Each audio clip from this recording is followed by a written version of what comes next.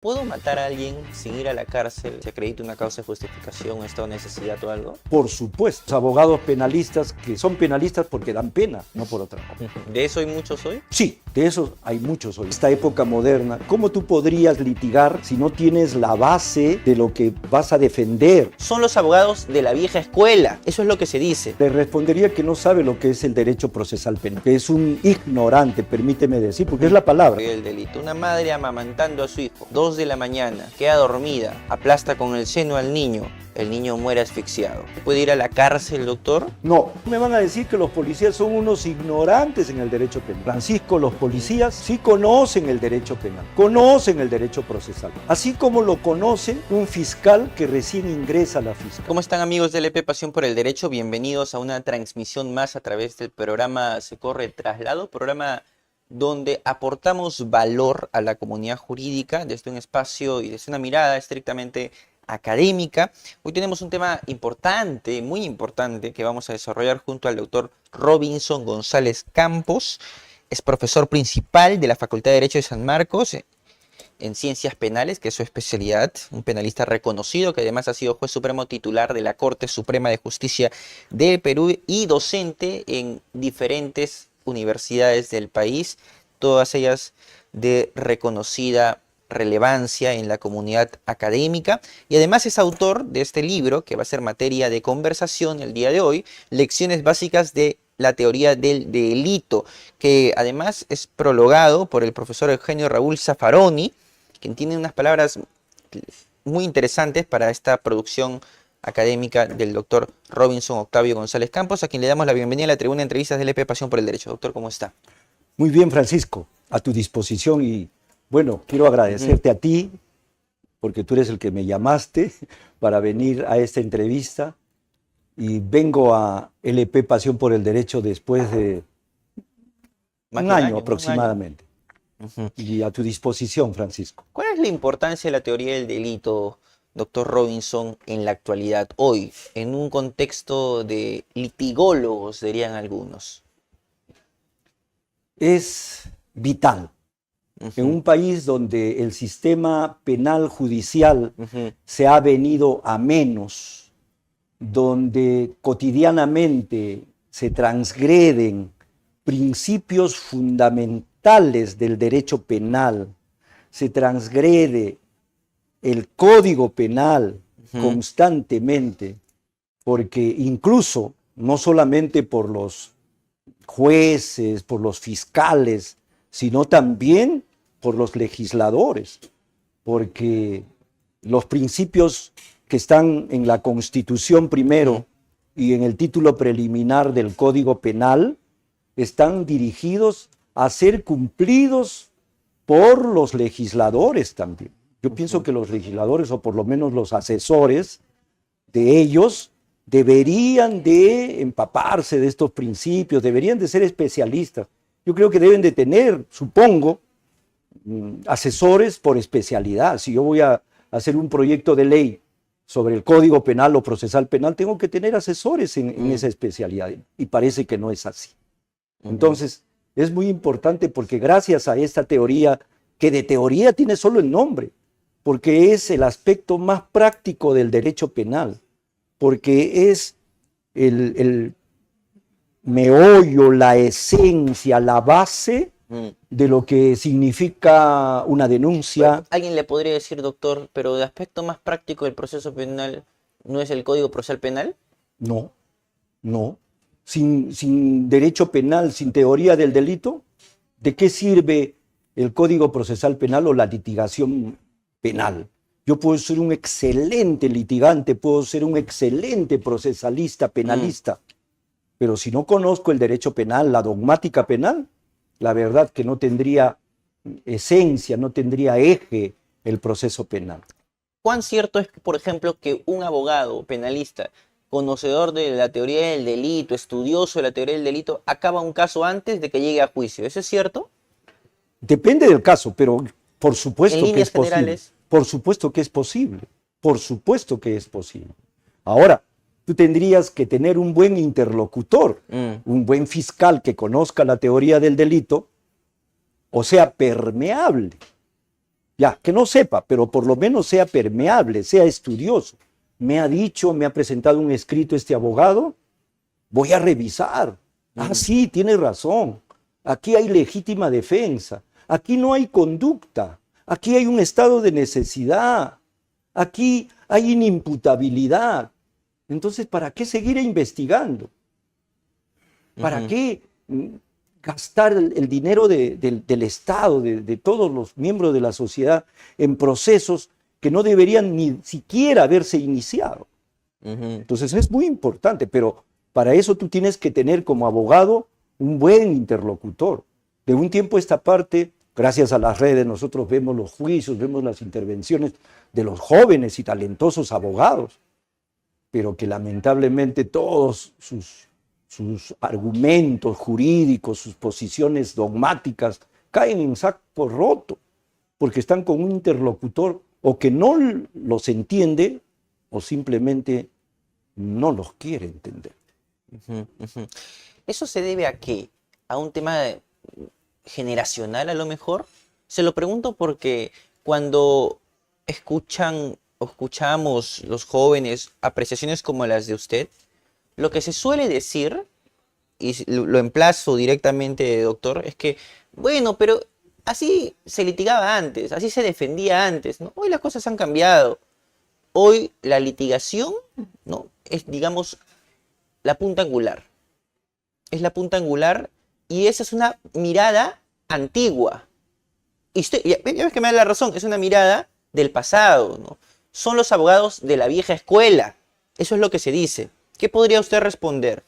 Le respondería que no sabe lo que es el derecho procesal penal, que no sabe lo que es la litigación oral, que es un ignorante, permíteme decir, porque es la palabra, no lo digo en un sentido peyorativo, sino en el verdadero significado que tiene la palabra ignorancia. No conoce, porque como tanto en la época antigua, en mi época, digamos, como en esta época moderna, ¿cómo tú podrías litigar si no tienes la base de lo que vas a defender si eres abogado, o de lo que vas a imputar si eres fiscal, y de lo que vas a resolver si es o no una persona que merece una prisión preventiva, merece una detención preliminar, merece el requerimiento acusatorio, si no tienes la base de la imputación? ¿Qué se le imputa? ¿Cuál es el título de imputación? ¿Cuál es el delito por el cual se le va a investigar? ¿Cuál es el tema probandum desde el punto de vista procesal? Yo tengo que tener un tema probandum. En 1900, en 1980, en el 2000 o en el 2025, tengo que tener un tema probandum, que es el objeto de prueba. ¿Y qué es el objeto de prueba? No es otra cosa que el hecho que se le imputa, y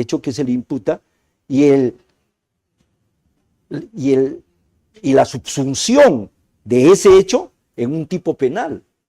Y para yo decir que hay tipicidad con respecto a ese hecho humano, a esa conducta humana, tengo que saber cuáles son los elementos del tipo, los elementos descriptivos, normativos, la tipicidad objetiva, que es parte integrante del tipo. No es que estén separados, no es que solo por razones didácticas, por razones metodológicas es que hablamos de la tipicidad objetiva, de la tipicidad subjetiva, etc. Pero todo eso es el tipo penal y tú tienes que tener la conciencia, el conocimiento, haber aprendido, internalizado lo que es el delito. Si no sabes qué es el delito en primer lugar y si no conoces el tipo penal en particular, ¿cómo puedes establecer un título de imputación? ¿Cómo puedes decir el señor es autor, es cómplice, es instigador, es coautor, etcétera?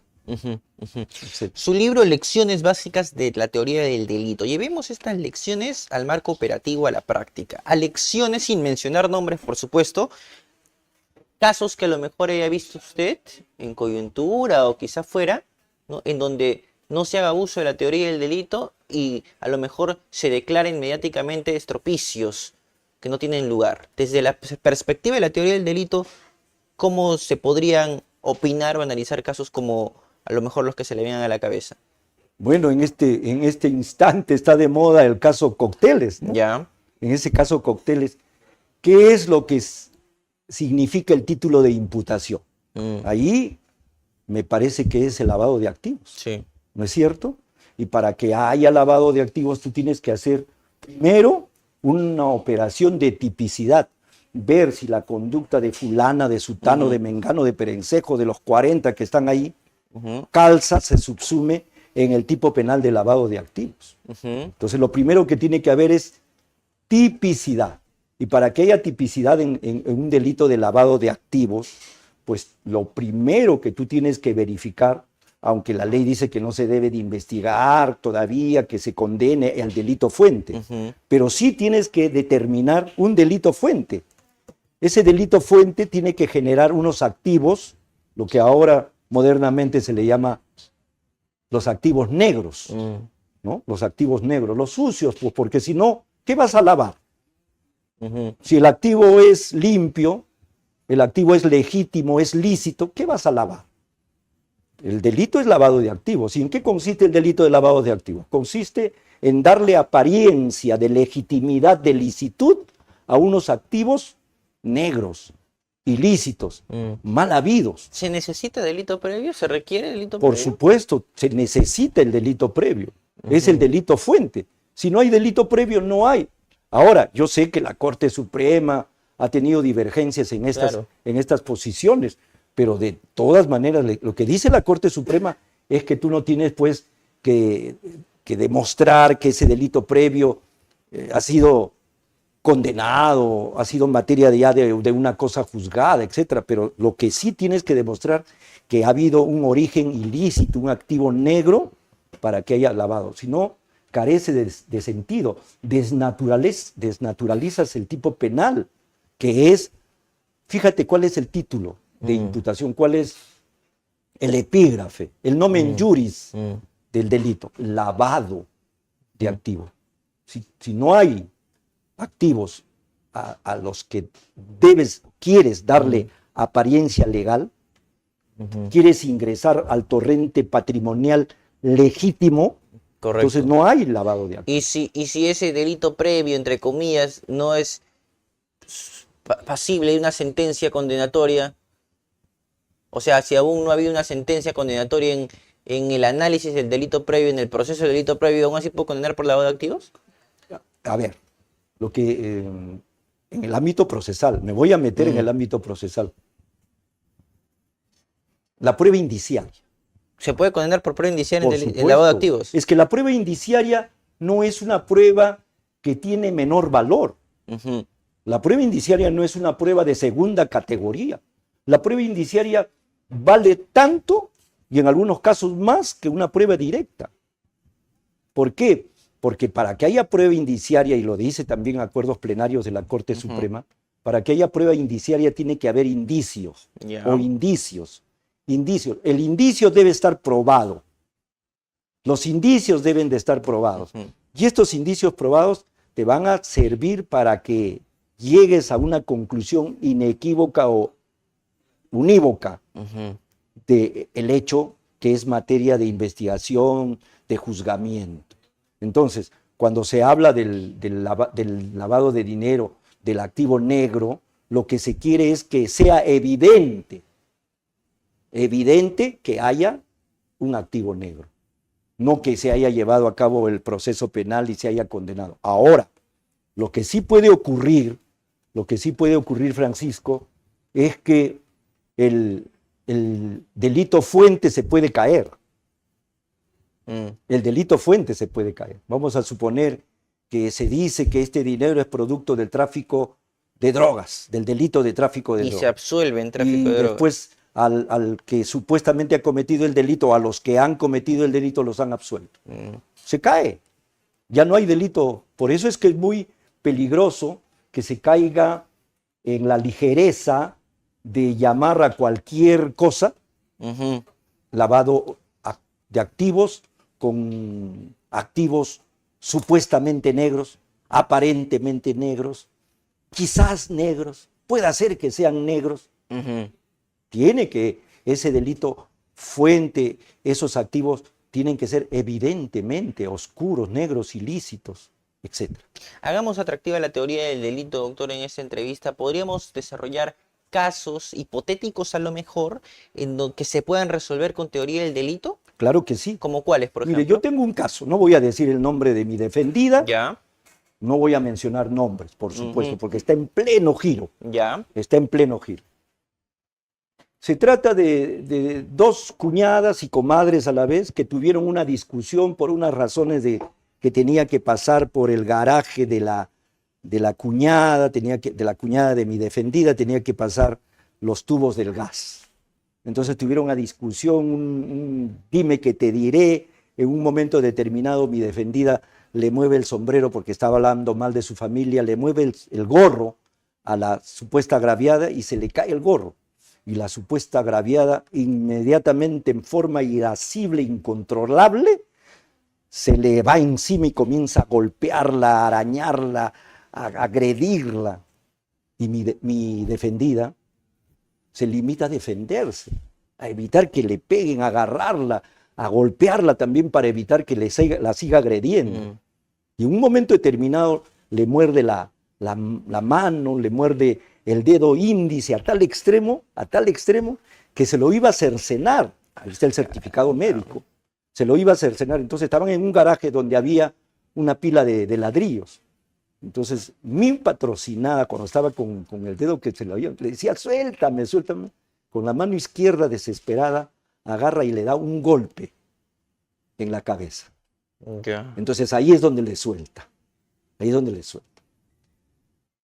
Entonces, ¿cuál es la tesis, la imputación que hace el fiscal? ¿Murió la persona? No. Ha habido lesiones leves, levísimas. Es que no se lo ha dado con fuerza ni tampoco ha querido pues dañarla, sino simplemente hacer que le suelten el dedo. ¿Ya? Tiene un certificado médico legista 2x8. Ya. ¿Ya? Mi patrocinada tiene 1x4. Tiene una herida suturada de 3 centímetros, superficial, de 1 centímetro, 1.5 y 1.5. Ya. Muy bien. ¿Cuál es la ratio de la reacción de mi defendido? Legítima defensa. Y eso no lo ha comprendido el fiscal. El fiscal no ha sido objetivo, porque el fiscal lo que ha hecho es solo denunciarla a mi defendida y para nada ha mencionado en toda la acusación que hace, ha mencionado que mi defendida también ha recibido agresiones. Ahora que estamos en el juicio oral, él aduce que el caso de mi defendida, porque fue un tema de falta, supuestamente falta, ¿no? La agresión y la lesión que sufre ella, entonces lo mandó al juez de paz. Falso. A ambas. Estaban como imputadas a nivel de la policía, de la investigación policial, de la investigación preliminar, estaban como imputadas. Las mandaron al juzgado de paz. ¿Por qué? Porque las lesiones son leves. Las mandaron al juzgado de paz. ¿Y qué han dicho los del juzgado de paz? El juez de paz dice, no, acá no hay falta porque utilizaron un ladrillo. Como el tipo penal de la falta contra el cuerpo y la salud señala que puede ser falta hasta tal día, pero siempre y cuando no haya circunstancias que le den gravedad al hecho. Y en este caso, el ladrillo le da gravedad al hecho. Y por eso es que denuncian como delito. Y hasta aquí, ¿cuál es nuestra tesis? Que ha habido una legítima defensa. ¿Y cómo así? Te explico. El artículo 20, inciso 3, nos habla de la legítima defensa. ¿En qué consiste la legítima defensa? Agresión ilegítima. Falta de provocación suficiente. Porque podrían decir, aquí hubo provocación porque le quitó el gorro. Falta de provocación suficiente. Puedes revisar el código de LP, Pasión por el Derecho, y ahí dice, falta de provocación suficiente. Te pregunto, moverle el gorro y que se le caiga al piso, ¿es una provocación suficiente para arremeter irasciblemente, arañar y pegar y agredir y morder el dedo a una persona? No, no es cierto. Entonces ha habido agresión ilegítima, falta de provocación suficiente. Y lo otro, que muy pocos comprenden y por eso se hacen leyes y leyes y leyes que modifican la legítima defensa. ¿Cuál es? Necesidad racional del medio empleado para repeler el ataque. Necesidad racional, Francisco. No dice un instrumento matemáticamente equiparable al que utiliza el agresor, debe de utilizar el agredido. No dice eso. Necesidad racional del medio empleado. En esa circunstancia te pregunto, que le estaban por cercenar el dedo, ¿qué hubiera hecho uno? Si no tenías otra cosa, porque la golpeaba y no le soltaba. Con el ladrillo que se lo tiró con la mano izquierda, ella no es diestra, no es zurda, es diestra, se lo tiró y ahí recién le soltó. Entonces, en esa circunstancia, porque la necesidad racional del medio empleado para repeler el ataque se mide de acuerdo al caso concreto. En este caso concreto ha habido una necesidad racional del medio empleado, el ladrillo, para repeler el ataque y hacer que dejen de morderle el dedo hasta querer cercenarse. Entonces, fíjate, si a las finales tenemos la suerte que la juez entienda esto, pues tendrá que señalar que ahí ha habido una conducta típica, pero no antijurídica, porque mi defendida actuó en legítima defensa. Le voy a hacer una pregunta que va a capturar la atención del público y que tiene que ver con teoría del delito. ¿Puedo matar a alguien sin ir a la cárcel si acredito una causa de justificación, un estado de necesidad o algo? Por supuesto, por supuesto. Yo siempre que pongo ejemplos, digo, ¿yo qué haría si fuera el fiscal? Y me viene aquí, por ejemplo, que un policía, en la persecución que estaba realizando, cumpliendo con su deber, ve que la persona, no voy a decir el delincuente, porque mientras que no sea condenado no se puede decir, la persona a quien perseguía y a quien había visto que había cometido una conducta aparentemente delictiva, se voltea y comienza a dispararle. Y el policía con su arma de reglamento le dispara para evitar ser herido y lo mata. Yo voy a complejizar más ese caso, ¿le parece?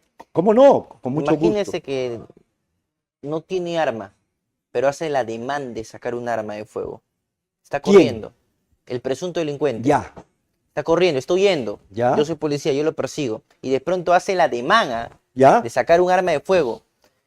Yo veo que está haciendo el ademán de sacar algo de la pretina de su pantalón. Ya. Y lo abato. Ya. Allí. Tampoco. Me procesan por homicidio. Si yo fuera el fiscal, no voy a decir que no voy a investigar. Ya me abre preliminares. Le abro preliminares para verificar varias cosas. ¿Cuáles fueron las circunstancias de la persecución? ¿Por qué lo perseguí? Y para eso hay que tener buenas pesquisas, ¿no? Hay que tener buenas pesquisas. No significa solo buscar al culpable, sino buscar todas las circunstancias. Entonces, habrán testigos que puedan decir, sí, efectivamente, le arranchó la cartera a una señora, se fue corriendo, el policía estaba persiguiéndolo con el arma en la mano, hasta que este señor hizo la demanda de querer sacar un arma y el policía le disparó. Eso es lo que dijeron. Ojo que no tenía arma. No, está bien, te reitero. Entonces ahí, ¿yo qué haría? Abro investigación preliminar sin detención preliminar. Sin detención preliminar. ¿Por qué? Es un policía, tiene arraigo laboral, seguramente que tiene familia, seguramente que tiene domicilio, y además es un policía. Porque si todos los ciudadanos tenemos la presunción de inocencia, yo creo, pienso, puedo estar equivocado y por favor corrígeme, porque un señor policía, ¿no? Entonces, yo lo que haría es una investigación preliminar. A las finales, ¿qué haría si llego a verificar todo eso? Su conducta es típica, teoría del delito, se adecua al tipo penal del homicidio, doloso, artículo 106 del Código Penal. ¿No? Ya. 2. Su conducta sería antijurídica, porque realmente no ha habido una legítima defensa. habida cuenta que cuando se encontró el cadáver no tenía arma. Correcto. 3. Su conducta no sería antijurídica, sería no culpable. ¿Por qué? Porque se ha dado lo que se conoce como la legítima defensa putativa. La legítima defensa putativa. En el ámbito de la culpabilidad, se excluye la culpabilidad cuando hay la no exigibilidad de otra conducta. Y para aplicar esta no exigibilidad de otra conducta en el caso práctico, en el caso concreto, tú tienes que ponerte en el lugar del policía. Te pregunto, y discúlpame, tú eres el que pregunta, pero te pregunto, ¿tú qué hubieras hecho si fueras el policía? ¿Hubieras esperado que saque el arma y que te dispare o te hubieras adelantado? Entonces, de acuerdo al caso concreto, ahora que la situación, existen extorsionadores, existen asaltantes con motos, etcétera, y tienen granadas, tienen armas. En esa circunstancia concreta, yo, que soy el fiscal, diría, si yo hubiera sido policía, hubiera hecho lo mismo. ¿Se puede alegar error de prohibición? No. Eso se llama la no exigibilidad de otra conducta. El error de prohibición es cuando tú crees que lo que estás haciendo es lícito. Ese es el error de prohibición. Cuando tú crees que lo que estás haciendo no está prohibido. Más que error de prohibición, para mí sería la no exigibilidad de otra conducta. Correcto. De lo que se llama la legítima defensa putativa. Caso de laboratorio también para que nuestra audiencia pueda comprender la importancia de la teoría del delito. Una madre amamantando a su hijo, 2 de la mañana, se queda dormida, aplasta con el seno al niño, el niño muere asfixiado. ¿Quién la mató? La madre con su seno. ¿Puede responder penalmente? ¿Puede ir a la cárcel, doctor? No. ¿Por qué? A ver, aquí hay un tema que lamentablemente de un tiempo a esta parte los penalistas modernos, excepto Roxin, que ya no es moderno pues para muchos, los penalistas modernos, cuando hablan de la teoría del delito, lo primero que señalan es la tipicidad. Cuando yo dicto clases en San Marcos, yo no dejo de hablar de la conducta humana, la base, la esencia. Algunos dicen que no es un elemento, pero sí es la base del delito. Es de donde parte la teoría del delito. Es algo indispensable, el acto humano, la conducta humana. Esta conducta humana tiene que ser tal, primero, para que pueda subsumirse en un tipo penal. Si no es conducta, no todo hecho, no todo movimiento corporal, no todo movimiento corporal es una conducta. Solo es conducta aquello que tú lo haces voluntariamente, aquello que tú lo haces con conciencia. No estoy hablando todavía del dolo, estoy hablando de la conducta. Para que sea conducta tiene que ser consciente, tiene que ser voluntaria. Mi voluntad tiene que estar dirigida a esa conducta. Ella estaba dormida. Claro, entonces hay una causa que excluye la conducta. Ya. Se estudia en la teoría del delito. Ahora, es el realizar el hecho durante el sueño. Correcto. Con el sonambulismo. No puede responder penalmente porque se durmió. Así es. Ahora le pregunto, un Ni chofer. Ni siquiera hay tipicidad. Correcto, un chofer de un bus que transporta pasajeros se duerme. Mueren todos menos el chofer. ¿Puede responder penalmente? Depende. A ver, este chofer no ha tomado licor. No. Este chofer ha dormido sus horas. Correcto. Ha dormido sus horas, no ha estado dando 20 vueltas, ida y vuelta al destino del bus, ¿no? 8 horas y otras 8 horas. No ha sucedido eso.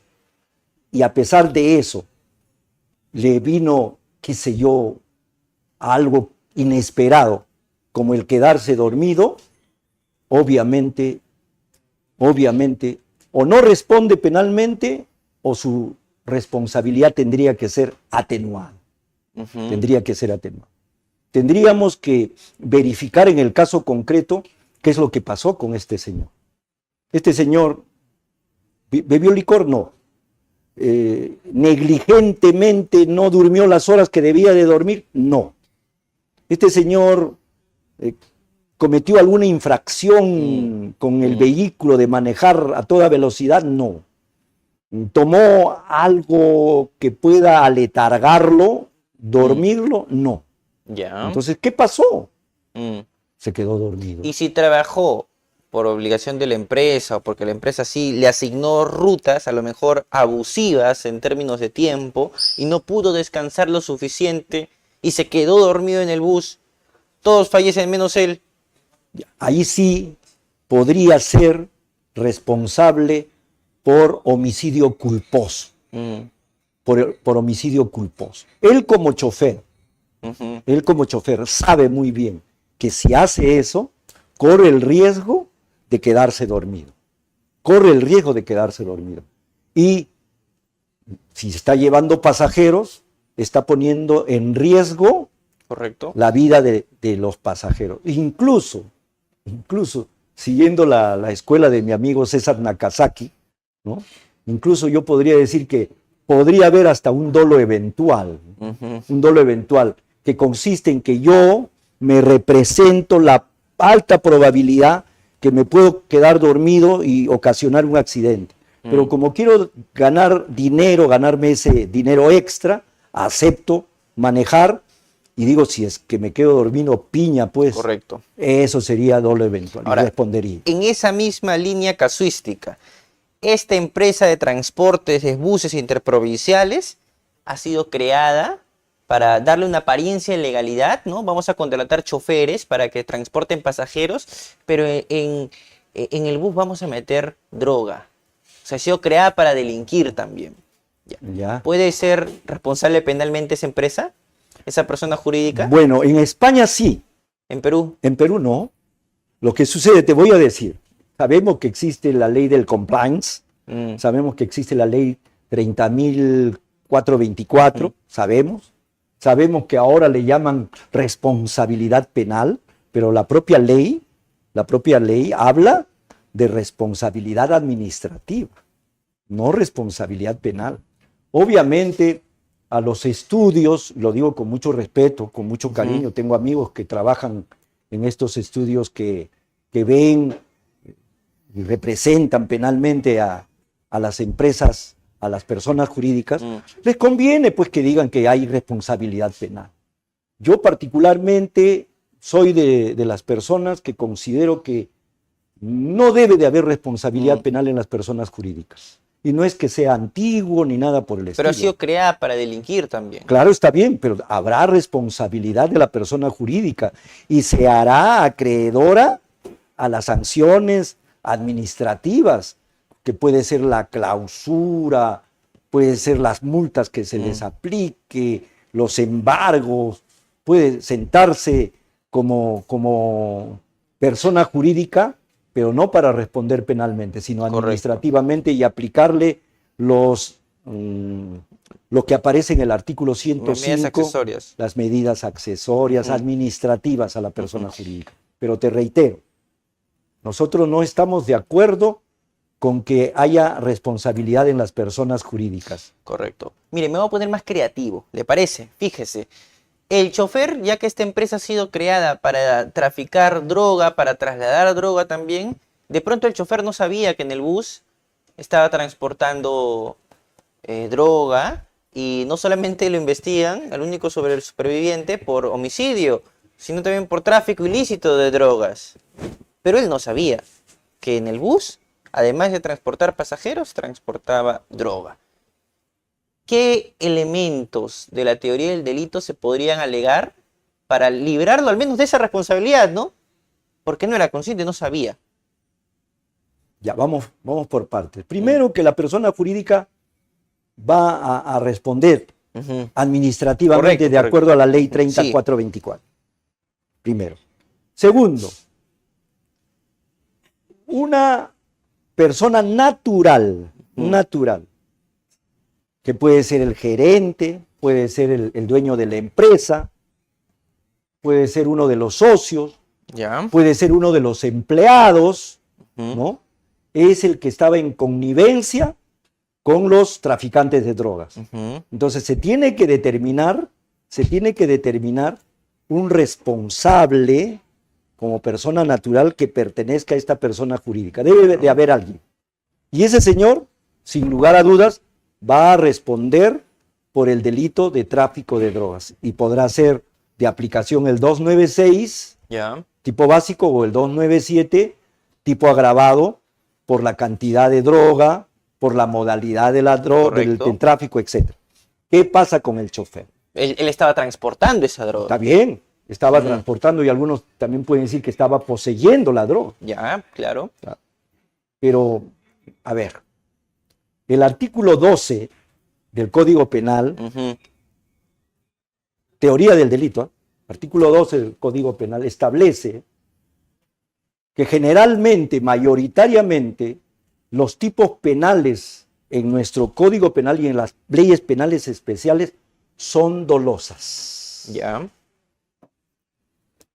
Y cuando se trata de delitos culposos, la ley ahí sí, en forma expresa, debe de señalar esta modalidad. Debe de decir, al que por culpa.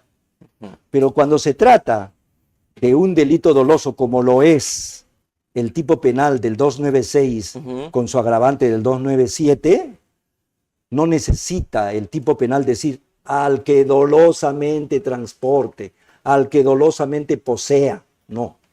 Entonces, el tipo penal del 296 y el del 297 son tipos penales dolosos. Conocimiento y voluntad. Entonces, quiere decir que si el chofer no sabía que estaba transportando droga, su conducta no se adecua al tipo penal por atipicidad subjetiva. Ujú. No hay tipicidad subjetiva, no hay una conducta dolosa. Ujú. Ujú. Entonces quedaría libre de polvo y paja con respecto a este tipo penal del tráfico de drogas. Ujú. Y con respecto al tipo penal del homicidio culposo, ya es otra cosa, ya Ujú. te lo he dicho, Ujú. ya te he respondido ese tema. ¿Podría alguien sostener que su conducta fue una conducta neutral? O tal vez alguien podría decir, fíjese usted, podría decir, pero él tenía el deber de advertir esto. Pudo haberlo hecho. Ya, se lo pongo más difícil, que en su contrato figura pues una obligación laboral de revisar pues lo que está transportando. No al detalle, pero vamos, sí advertirlo. Ya, fíjate, ya sé hacia dónde vas, ¿no?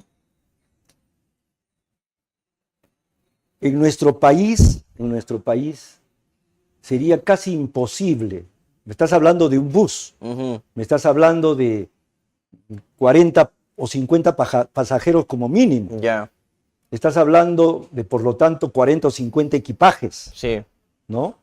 Y estás hablando de que el chofer se encargue de verificar esto. Es como si dijeras que el piloto del avión, el capitán, se encargue, haya un contrato que diga, tú tienes que revisar todo el equipaje de los pasajeros para evitar que transportes explosivos o que transportes droga Ujú. en el avión. Es lo mismo, eso se diría al chofer. No, en todo caso, quien tiene la obligación de revisar los equipajes son los que van a recibir los equipajes en la agencia y son los que van a poner en la bodega del bus esos equipajes. Pero que yo sepa que un chofer tenga que revisar, no creo. Pero vamos a suponer, hipotéticamente, en el supuesto pero negado, que efectivamente él tendría que revisar. Si lo hizo con minuciosidad, no pasaría nada. Si no hizo la revisión, sería negligencia. Y el tipo penal no se adecuaría, habría lo que se llama un delito de tráfico de drogas culposo. Y no tenemos ese delito en nuestro ordenamiento jurídico. Y por esa razón sería una conducta atípica. Correcto. Eso sería un error de tipo vencible, un error de tipo vencible. Y el error de tipo vencible, lo dice el artículo 14 del Código Penal, solo se responde cuando hay un tipo penal culposo. Y en este caso no hay un delito. Correcto. Utilizando este mismo ejemplo, no se queda dormido, ¿ok? No se queda dormido, pero de pronto, mientras conduce, lo enceguece el vehículo que viene en la otra vía, en contra, ¿no? Lo enceguece. Y se descarrila el bus, mueren todos, él vive. ¿Homicidio? ¿Condenado por homicidio o no? Bien. Voy a adelantar algo que voy a decir el 20 de febrero, cuando hable sobre la imputación objetiva. En el diplomado que organiza el EP Pasión por el Derecho sobre teoría del delito, sí, en donde usted va a dictar. Sí, voy a hablar sobre la imputación objetiva, correcto, la teoría de la imputación objetiva. Algunos inmediatamente tratarían de aplicar aquí la teoría de la imputación objetiva. ¿Ya? Algunos. Pero yo soy de los que piensan que la teoría de la imputación objetiva solo se aplica cuando previamente se ha verificado la tipicidad subjetiva. La imputación objetiva es un filtro. Es un filtro que va a determinar que una conducta, ya sea negligente o ya sea dolosa, va a determinar que a pesar de eso, no se le puede atribuir objetivamente el hecho. No se le debe de atribuir, haciendo un análisis normativo. Pero en este caso que tú estás poniendo, yo diría que ahí realmente no ha habido ni negligencia ni dolo. Ya. En todo caso, el que ha provocado el accidente es el que venía en sentido contrario y no supo, porque hay reglas de tránsito que establecen que cuando tú vas a cruzar con otro en la carretera, tú tienes que bajar tu luz para que el otro no se enceguezca y pueda discurrir sin ningún problema. Pero en este caso, como suele suceder en las carreteras, este sujeto no bajó la luz, sino por el contrario, con la luz alta, siguió discurriendo.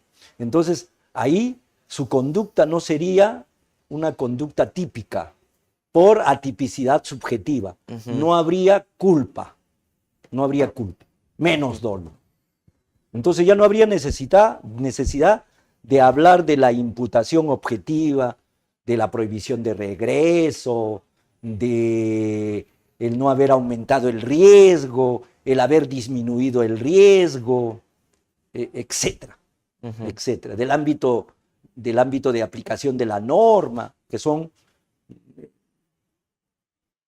tópicos de la teoría de la imputación objetiva. Fíjese que a nosotros no únicamente, de un tiempo a esta parte, no únicamente nos siguen abogados, estudiantes de derecho, también nos siguen no abogados, ciudadanos que tienen un marcado interés por noticias de índole judicial o análisis como los que estamos planteando sobre esta mesa. Y alguien podría decir, caramba, estos abogados tienen salida para todo, ¿no? Tienen salida para todo. En buena medida, la teoría del delito permite a lo mejor plantear argumentos de defensa para casos en donde parece ser que ya la suerte está echada para la persona. Sí, por supuesto, porque justamente de un tiempo a esta parte, por eso yo considero que hay dos males con respecto a este tema de la teoría del delito. Ya. La falta de estudio, de análisis concienzudo de esta teoría del delito. Y la otra, la importación acrítica de teorías de otros lugares, de otros países, que las traen y las pretenden aplicar sin que se adecue a nuestra realidad jurídica. Entonces ese es el gran problema.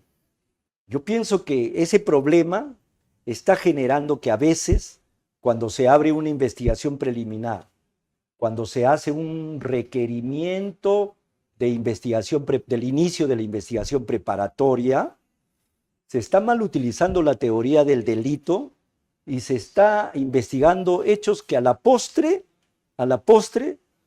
si es que se encuentran con jueces que conocen, que son estudiosos, que son valientes, porque para ser juez en este país también hay que ser valiente para no dejarse presionar por nadie,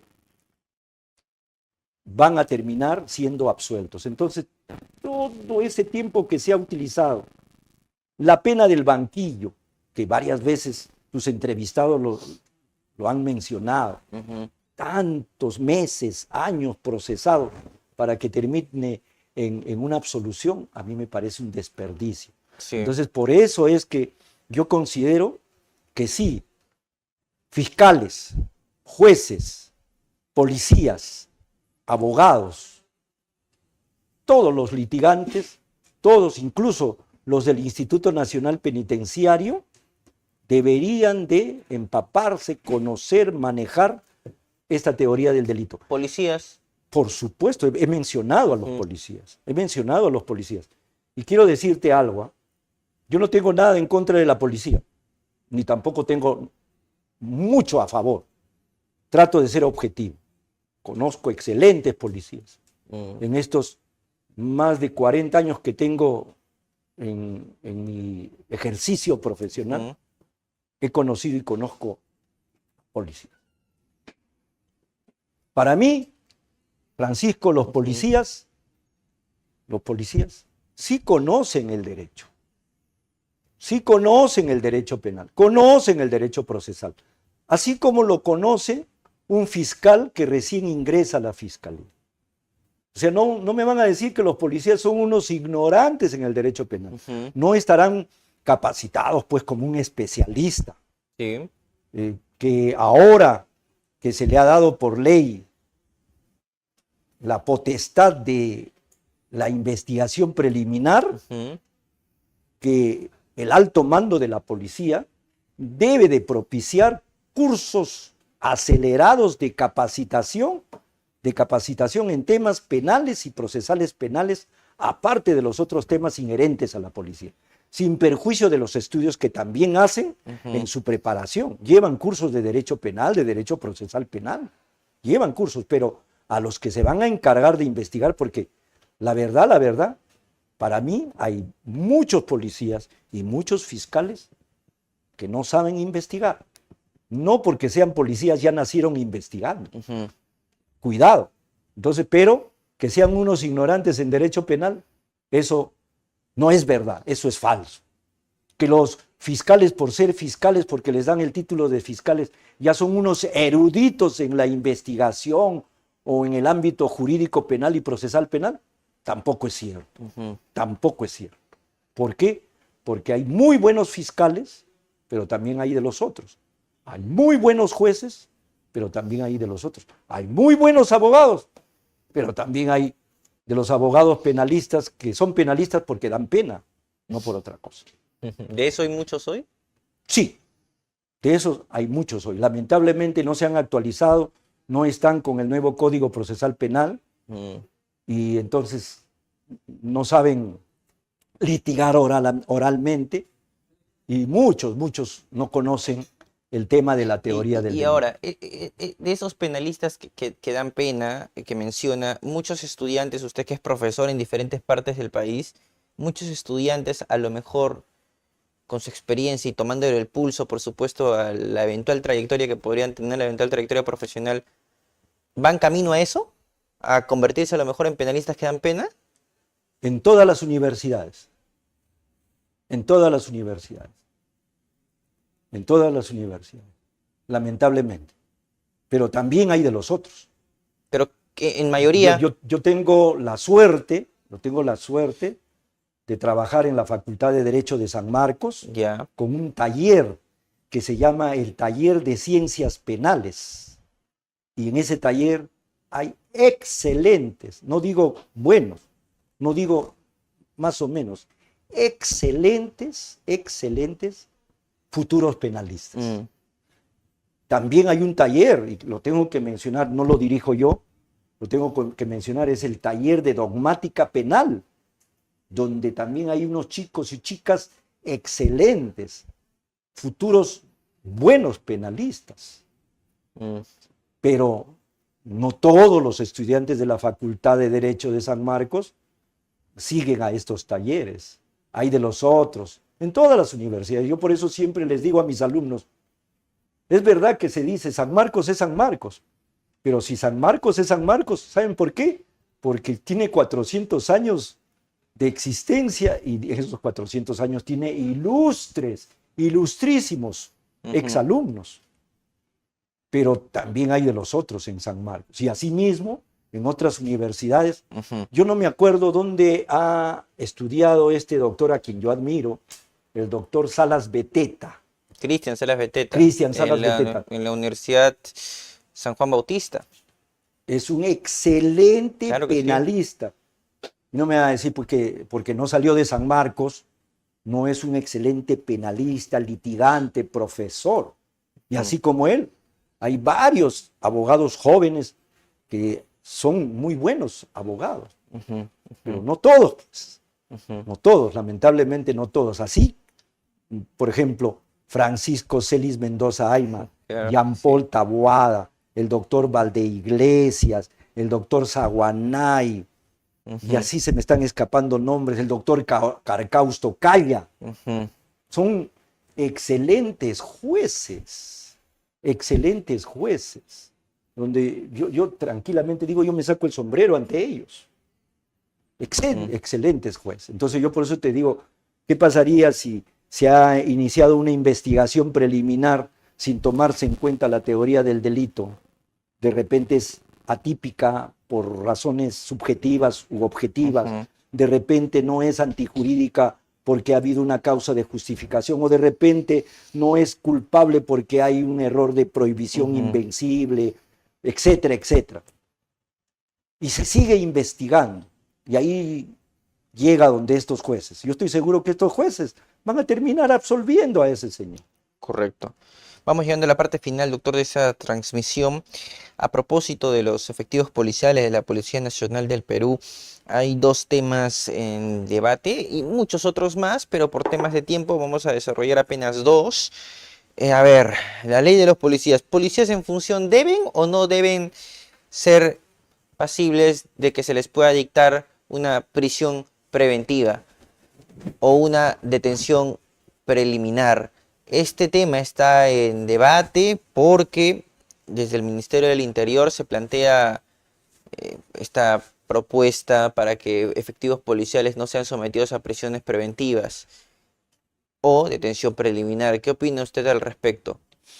Cuando se trata que un policía ha actuado en cumplimiento de su función, en cumplimiento de su misión, y por eso ha incurrido aparentemente en una conducta típica, aparentemente digo, yo pienso que no debe de dictarse detención preliminar para ese policía. Correcto. Ni tampoco para cualquier ciudadano. Pero prohibir. Por cuestiones así baladíes. Pero prohibir que se le pueda, siquiera pedir, siquiera evaluar, siquiera dictar, ya dígase, una prisión preventiva, una detención preliminar contra policías. O sea, bueno, prohibir. Para todos los ciudadanos sí se puede pedir, sí se puede dictar, eventualmente. Yo estoy... Para los policías no. Esa ley es inconstitucional por la sencilla razón. Ya. Si hubiera una ley que dijera, se prohíbe que se dicte detención preliminar o prisión preventiva para cualquier ciudadano, inclusive los policías, donde no haya ni siquiera una causa probable, yo estaría de acuerdo. Estaría de acuerdo. Pero aquí se está violentando un principio constitucional, que es de igualdad ante la ley. Se está discriminando. Segundo, no debería de existir esa ley. No debería de existir. De repente, no sé, en Alemania, en España, en Europa, no sé, no debería de existir. Pero en nuestro país, donde se hace uso y abuso de la detención preliminar y de la prisión preventiva, entonces a veces el legislador legisla a la defensiva. Yo, si fuera legislador, lo que propiciaría más que una ley de esta naturaleza es un acuerdo, creo que hay una reunión que se llama el Acuerdo Nacional, ¿no es cierto? De Acuerdo Nacional donde participa el presidente de la República, Consejo de Estado, el Consejo de Estado o el Acuerdo Nacional, qué sé yo. Ahí, por ejemplo, debería de establecerse coordinaciones entre el Ministerio del Interior, el Poder Judicial, el Ministerio Público, el Instituto Nacional Penitenciario. Debería de hacerse coordinaciones. ¿Para qué? Para que los miembros de estas instituciones lleven cursos de capacitación integral e integrados. Integral e integrados. Cuando se promulgó el Código Procesal de 1991, que solo se puso en vigencia algunos artículos del mismo, a nivel del Ministerio Público de ese entonces, yo estuve en el Instituto de Investigaciones del Ministerio Público el año 95, 96, 97 y 98. En esa época llevábamos cursos de capacitación con PNUD, llevábamos cursos de capacitación para los fiscales a nivel nacional, pero esos cursos de capacitación integraban fiscales, no solo a los fiscales, fiscales, policías y jueces. Capacitación. Si se llevara a cabo esa capacitación, yo estoy seguro, Francisco, que no habría necesidad de estas leyes que, por supuesto, a primera vista dicen, no puede ser, esto es un abuso. Pero ¿y el abuso que se comete cuando así sea evidente, y se han dado casos, así sea evidente que el policía actuó en cumplimiento de su misión, le dictan detención preliminar o prisión preventiva? Entonces ahí sí, que yo estoy de acuerdo que se dicte la detención preliminar contra quienes lo merezcan, la prisión preventiva contra quien los merezca, cumpliéndose principios fundamentales, la libertad como regla y la prisión preventiva o la detención preliminar como excepción. Estoy de acuerdo, porque sí, hay necesidad que se dé esta clase de medidas coercitivas personales, pero que esto no signifique un baldón, una injusticia y un daño a la persona que ha sido merecedora de estas medidas cautelares y que nadie les va a devolver el daño que se les hace a ellos y a su familia. De manera muy escueta, doctor, ¿la policía debe estar a cargo de las preliminares? Conducir operativamente. A ver, 32.130, ¿no es cierto? Sí. Ya. Yo considero que la policía, antes de esta ley, ha estado llevando adelante el 80% de las diligencias preliminares, ahora investigación preliminar. ¿Ya? Y ahora la policía puede llevar y debe de llevar estas investigaciones preliminares, pero eso no es óbice para que el fiscal también lo haga. Correcto.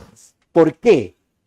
Porque como lo dice el profesor Reinaldi, que viene mucho a Pasión por el Derecho, Reinaldi, como lo dice él, la ley no prohíbe, no dice sí y solo sí la policía. No dice. Entonces, también, y aquí quiero agregarte algo más. Un colega y paisano mío, a quien lo quiero y le tengo mucho respeto, no voy a mencionar su nombre, ha dicho que los fiscales no deben de investigar. ¿Dónde dice en la Constitución que los fiscales deben de investigar? Oiga, ¿cómo sería si el general máximo de la Policía Nacional no supiera lo mínimo que debe de saber un policía?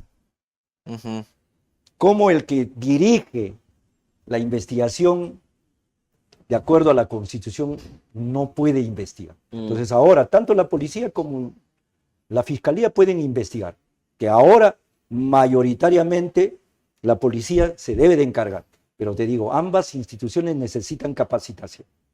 Ambas instituciones necesitan capacitación. Correcto, doctor. Hemos concluido con la entrevista. Ah, por cierto, hace un momento le pregunté, le comenté que no nos siguen únicamente abogados, no nos siguen solamente estudiantes de derecho, también nos siguen ciudadanos que tienen interés por noticias de esta índole, ¿no? Entonces alguien se está preguntando, bueno, caramba, he terminado de ver la entrevista y la verdad es que los abogados, con esto de la teoría del delito, tienen salidas para todo. ¿Qué podría decirle usted al ciudadano que tiene un interés por temas jurídicos sobre este tema en particular?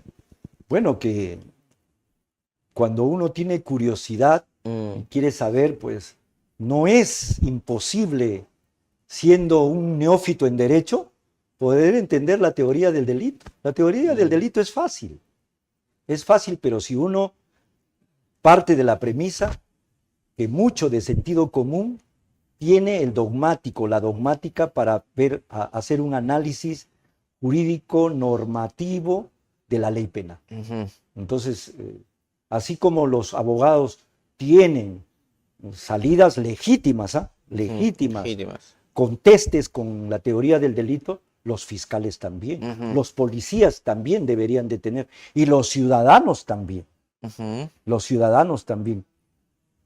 Correcto.